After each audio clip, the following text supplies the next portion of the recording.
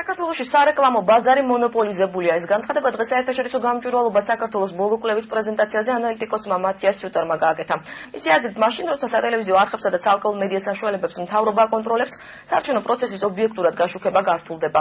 კვლევა 6 თვის განმავლობაში ტარდებოდა. შედეგების მიხედვით საქართველოს სარეკლამო ბაზრის დიდ ნაწილს მეგობრებისა და ბიზნეს პარტნიორებისგან შემდგარი მჭიდროდ შეკრული ქსელი აკონტროლებს.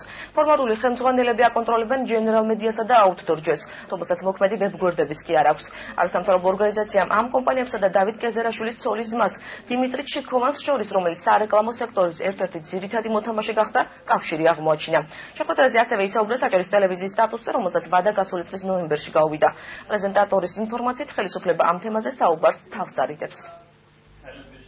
Advertising is much more. One thing we started with media outlets cannot. The main concern. სარეკლამო თანხების ძირითადი ნაწილი ცენტრალურ ტელევიზიებზე იხარჯება. მცირე მედია საშუალებებს კი რეკლამის მოძიება დამოუკიდებლად უწევთ, რომლის წილი ძალიან მცირეა.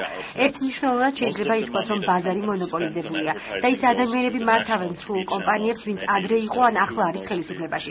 რაც შეეხება დავით კეზერაშვილის ოჯახის წევრს დიმიტრი ჩიქოვანს, ეს ადამიანი აკონტროლებდა საქართველოს ლოტარიის კომპანიას, საგაზეთო ჯუხურების კომპანიებსაც. ხელისუფლებაში მყოფი პირების სახელები ერთმანეთთან არის დაკავშირებული.